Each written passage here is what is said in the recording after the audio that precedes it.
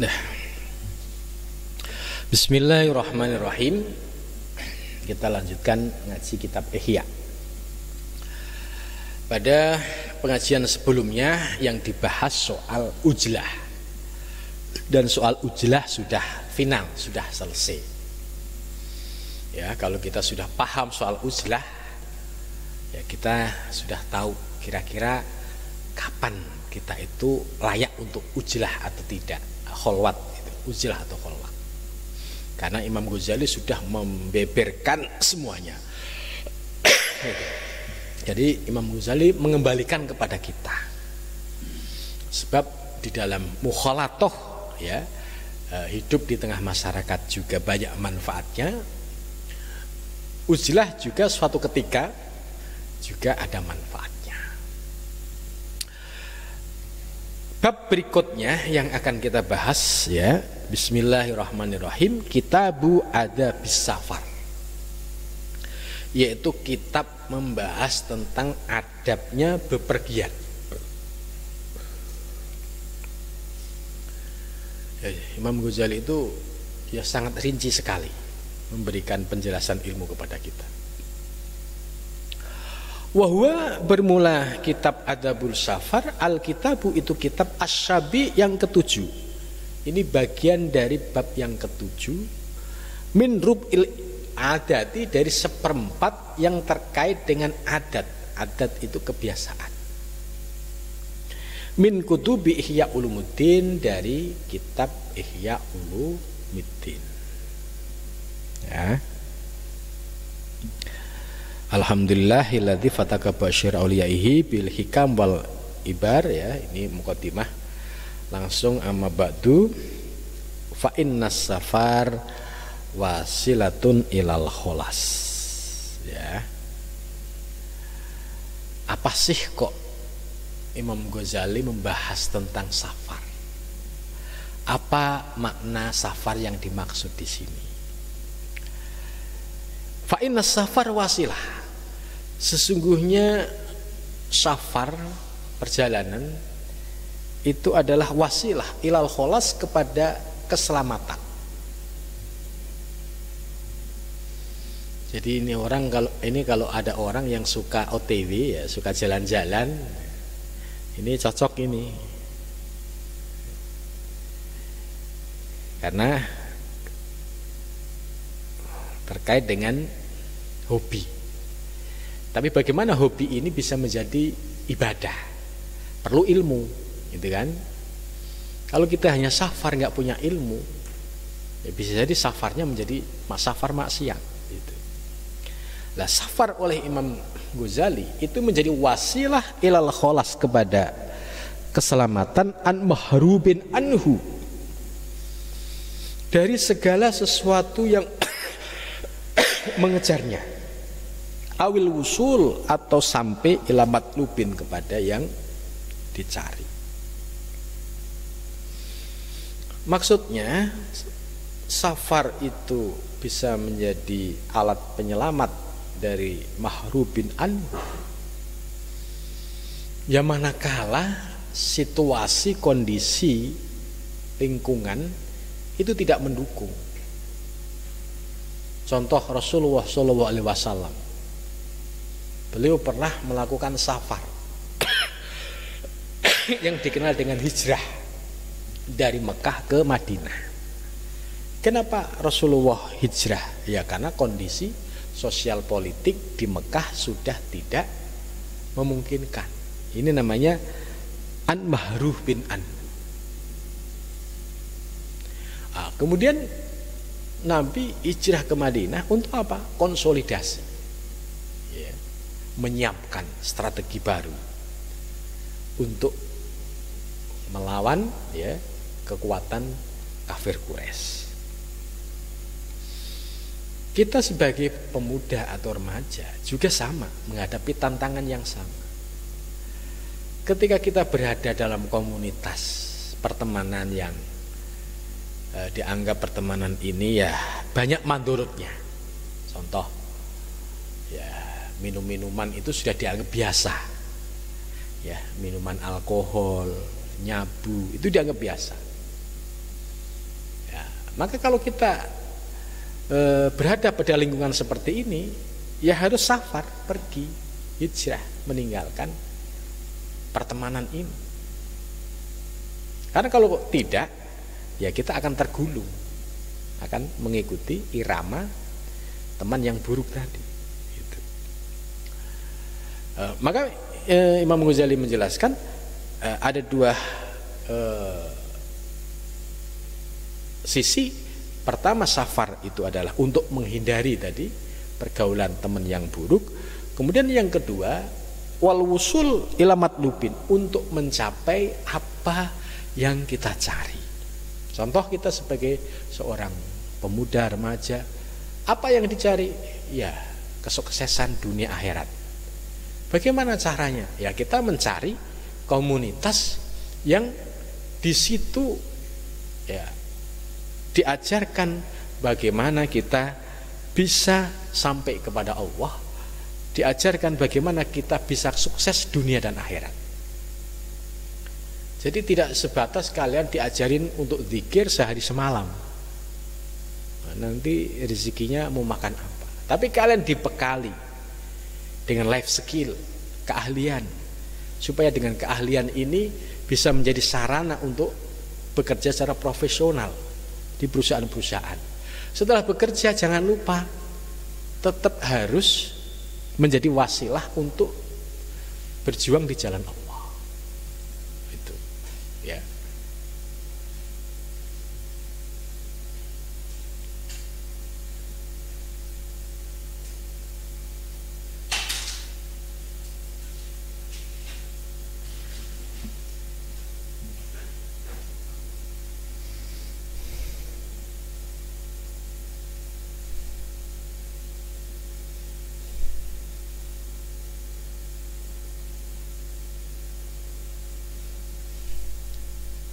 Ya, kita lanjut.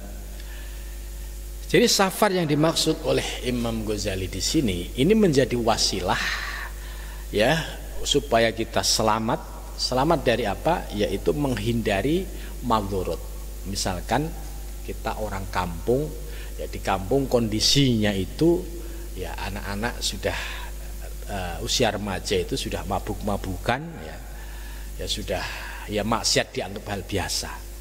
Maka safar atau hijrah ya mencari sebuah tempat komunitas yang bisa mendekatkan diri kepada Allah, ini ya, yang dimaksud menjadi wasilah lil kholas, wasilah untuk menyelamatkan diri kita.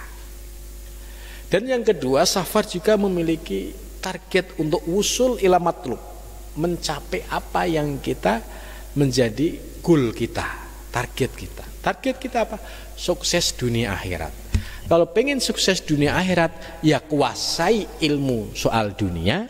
Kalau pengen sukses soal akhirat, ya kuasai ilmu akhirat. Jadi sesuai dengan hadis Nabi, man arada dunya fa'alahi bil ilmi. Kalian pengen sukses dunia, ya wajib kalian mencari ilmu dunia apa? Ya seperti IT, multimedia, itu semua adalah ilmu dunia, harus dipelajari. Ya kalau nggak dipelajari, ya nggak mungkin ujuk-ujuk terus kita mendapatkan laduni ilmu IT misalkan. Ya.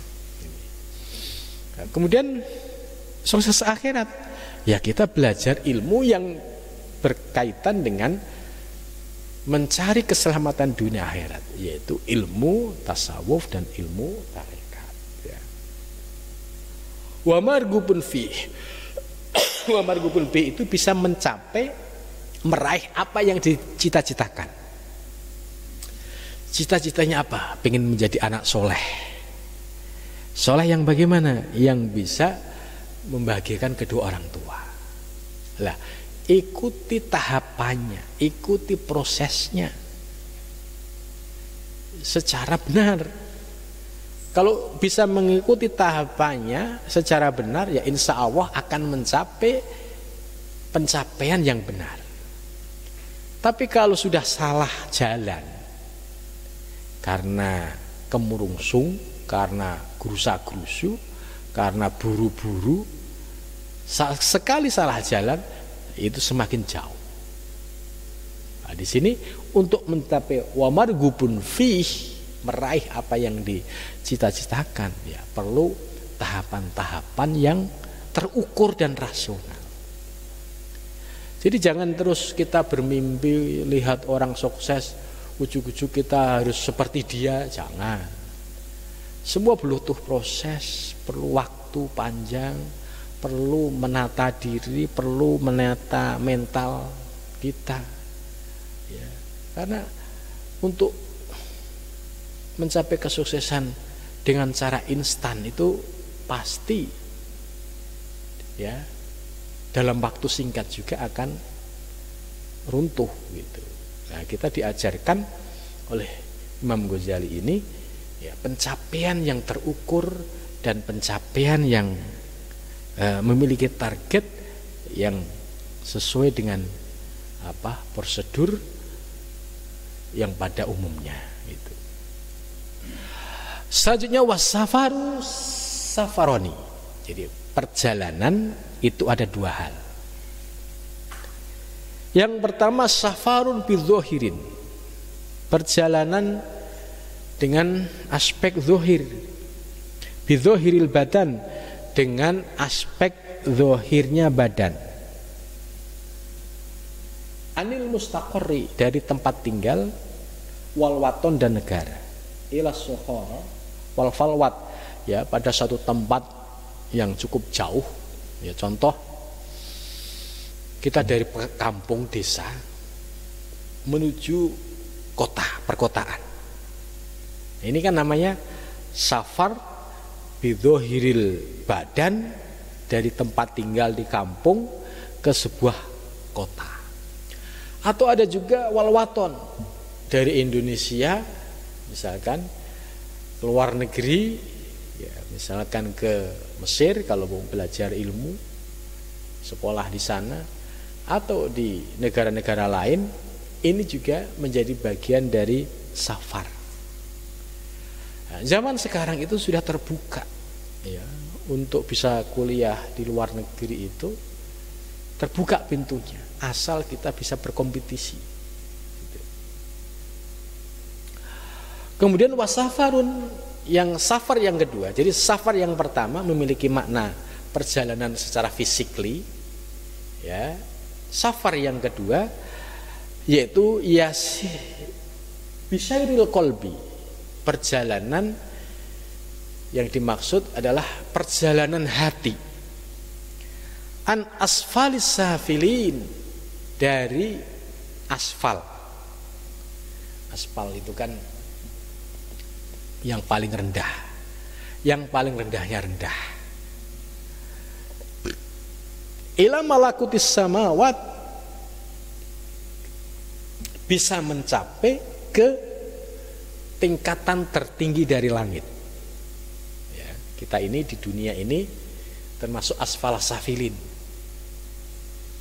Ya, apalagi kalau kita belum kenal ilmu tasawuf, ya masih didominasi, dikuasai oleh hawa nafsu, maka kita posisinya masih asfalas safilin.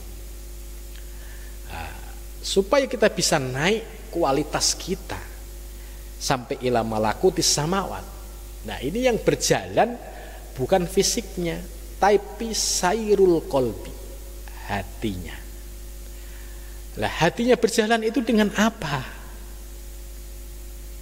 Yaitu dengan riyadhah, mujahadah dan zikir.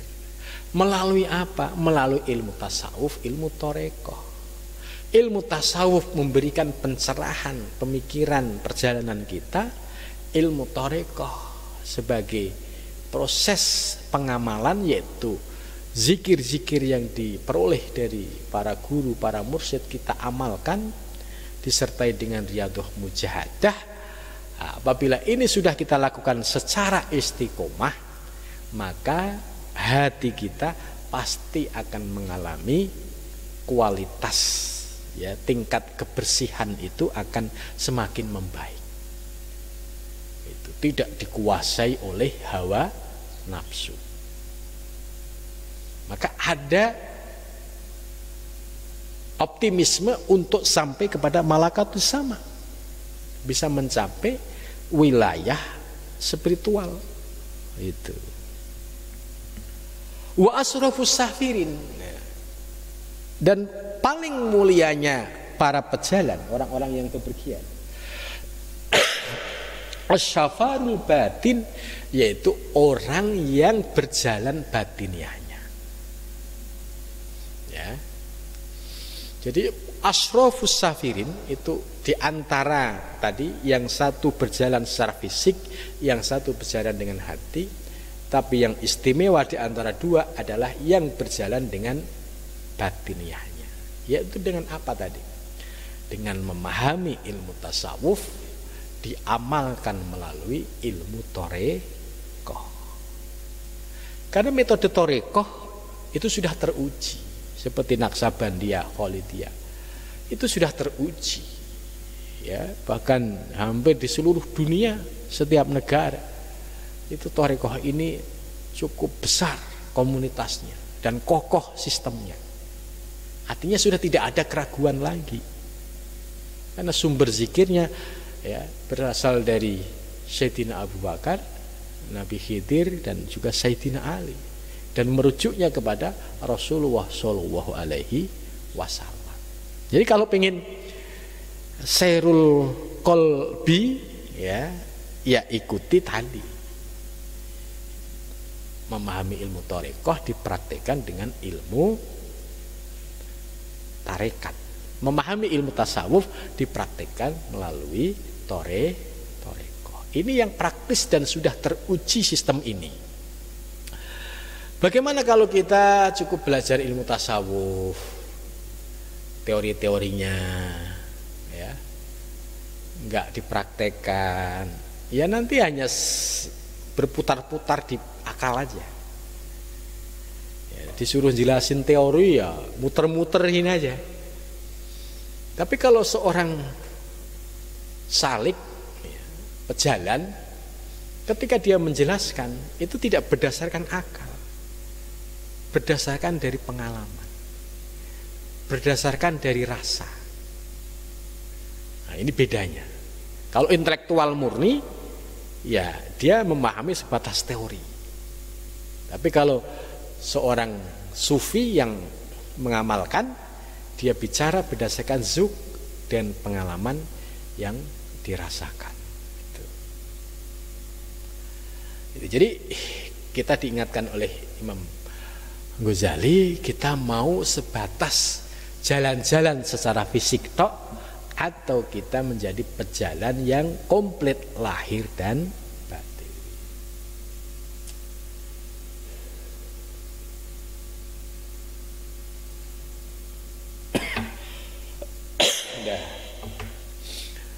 Imam Ghazali mengutip sebuah hadis, ayat Al-Quran, ya, ayat Al-Quran surat Al-Imran ayat 133. Wa jannatin arduhas samawati wal ardh, wa jannatin, dan surga, arduha, lebarnya, as-samawatu, langit, wal ardu, dan bumi. Ya. Jadi ini digambarkan oleh ayat ini bahwa orang yang bisa mencapai pada malakutis samawat, itu berarti orang yang bisa mencapai pada sarana jannah, surga. Dan surga itu luasnya seluas langit dan bumi, ya, bisa dibayangkan itu luasnya. Kalau kita di dunia masih ya pas-pasan begini, ya nanti di surga fasilitasnya lebih istimewa lagi. Nah, ini artinya ayat ini memberikan motivasi kepada kita. Ada sebuah planet yang itu lebih istimewa dari planet dunia. Dulmatus sijni wa dhayyikul habsi. Ya. Nah, ini ada tambahan. Dulmatus sijni yaitu kegelapan dalam sijen. Sijen itu penjara. Kalau orang di dunia Dunia ini sebenarnya kan disebut sijnul mukmin. Orang yang di dunia kalau orientasinya sekedar mengejar dunia, nah ini sesungguhnya mereka dzulmatus sijni. Orang dalam penjara tapi statusnya dia orang gelap gulita. Jadi sudah di penjara tapi gelap gulita, tidak memahami orientasi kehidupan selanjutnya. Kenapa? Ya karena dia menganggap kehidupan dunia ya sebatas di dunia. Tapi kalau seorang salik yang menuju Allah, ya dunia ini dianggap sebagai wasilah. Wasilah untuk berjalan menuju Allah. Sehingga amal soleh yang dilakukan pada saat di dunia itu nanti ya selama dilakukan dengan cara ikhlas, itu pasti akan bisa dipanen di akhirat. Itu. Maka walaupun di dunia misalkan secara ekonomi pas-pasan, tapi orientasi hidupnya itu memiliki visioner, ya orientasinya meraih kebahagiaan akhirat, ya itu pasti akan tercapai. Tapi yang ideal ya dunia sukses, akhirat sukses. Dunia kaya raya, akhirat ya masuk surga gitu. Ini yang ideal. Tapi semua kembali kepada Allah Subhanahu wa taala. Apakah ini bisa? Ya bisa. Ya, kalau kita menjadi kaya tapi menjadi dermawan. Dermawan yang ikhlas, pasti di akhirat akan mendapatkan fasilitas yang luar biasa. Nah, ini kan kembali kepada diri kita. Ada orang kaya yang pelit banyak. Itu nanti bagaimana? Ya, orang inilah yang disebut dzulmatus sijni. Sudah tahu dititipin ya oleh Allah rezeki yang banyak tapi diumpetin. Nah, ini orang dalam penjara tapi dalam kegelapan.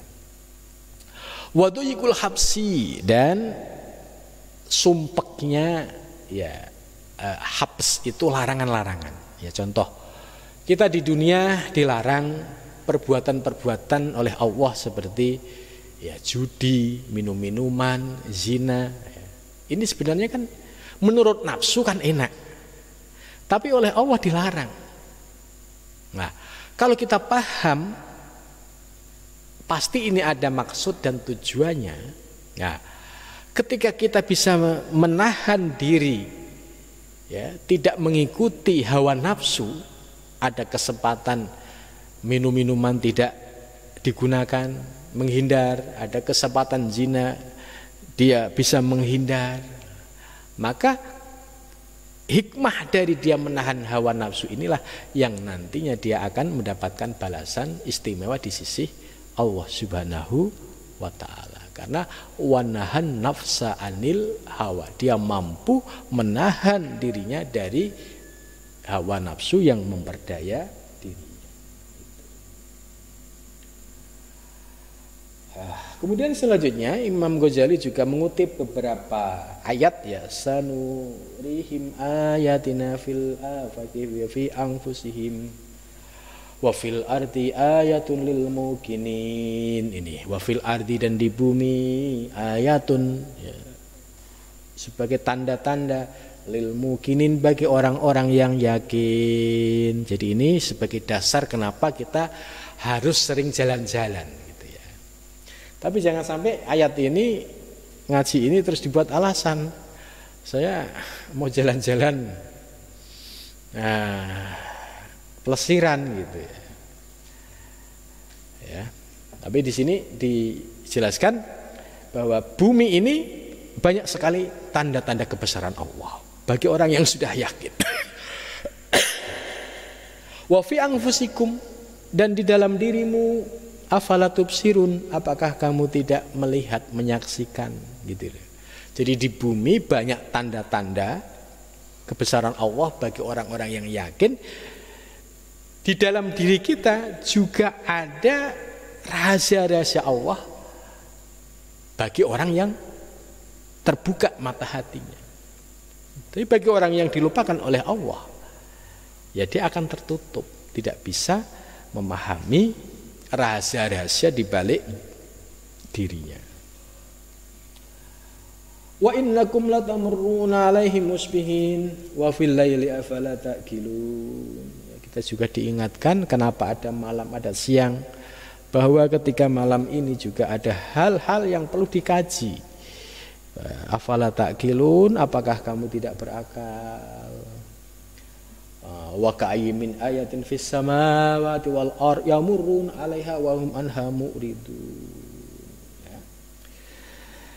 Jadi akhir dari penjelasan ini ya oleh Imam Ghazali dijelaskan, fa in kana matlabu al ilmu, fa in kana maka apabila ada matlabuhu apa yang dicarinya itu al ilmu ilmu wadin dan agama. Jadi kalau kita perginya dari rumah itu untuk mencari ilmu dan agama, awil kifayah al isti'anah atau untuk mencukupi mendapatkan pertolongan al-din, karena maka ada siapa man min saliki sabilil akhirah, termasuk orang-orang yang berjalan ya menuju akhirat. Ya. Kalian datang ke pesantren Ar-Rabbani dengan niat mencari ilmu, ini sudah termasuk salikin ilal akhirah. Karena di sini diajarin tidak sebatas ilmu lahiriah, ilmu IT, juga diajarkan ilmu tahsin Al-Quran, ilmu nahwu shorof, tambah ilmu tasawuf gitu. Jadi komplit sebagai bekalnya ini. Nah, maka perlu diingat bahwa kalau perjalanan kita karena ilmu dan agama, maka kita akan menjadi orang yang saliki fi sabilil akhirah. Wa kana lahu fi safari syurutun wa adab. Akan tetapi di dalam perjalanannya itu ada syarat dan adab. Inna ahabbuha kana min amalid dunya wa atbi syaiton. Kenapa? Karena kalau kita tidak memahami syarat dan adabnya, ya, ini bisa jadi kita akan tertipu, ya. Karena bisa jadi orientasi berubah ke urusan dunia dan mengikuti atba'us syayatin. Wa in wadhafa 'alaiha lam yahlu safaru fi wa'din talaq bi amalil akhirah wa nahnu nadhkuru adabahu wa syurutu. Nah, kemudian Imam Ghazali menjelaskan ya bahwa ada adab dan juga ada syarat-syarat untuk menuju Allah. Al-babul awal fil adab min awalin nuhud ila akhir rujuk. Bab yang pertama nanti akan dibahas soal adab dari awal kali ya bangkit dalam perjalanan sampai kembali lagi. Wa fi niyatis safar, ya terkait dengan niat bepergian, wa faidatu dan faidahnya. Wa fihi faslani. Nah, ini nanti ada 2 fasal. Ya, kemudian bab yang kedua fi ma la budalil musafir, sesuatu yang harus diketahui oleh musafir, minta dari mengkajinya terkait dengan min rukhsasis safar, dari rukhsah kemudian di dalam pesafar, wa dalil qiblah dan dalil qiblah, wal auqab dan dalil soal waktu. Ya, ini muqaddimah dari penjelasan Kitabus Safar oleh Imam Ghazali. Mudah-mudahan kita bisa memahami dan bisa ya mengikuti penjelasan berikutnya ya. Terima kasih atas perhatiannya. Assalamualaikum warahmatullahi wabarakatuh.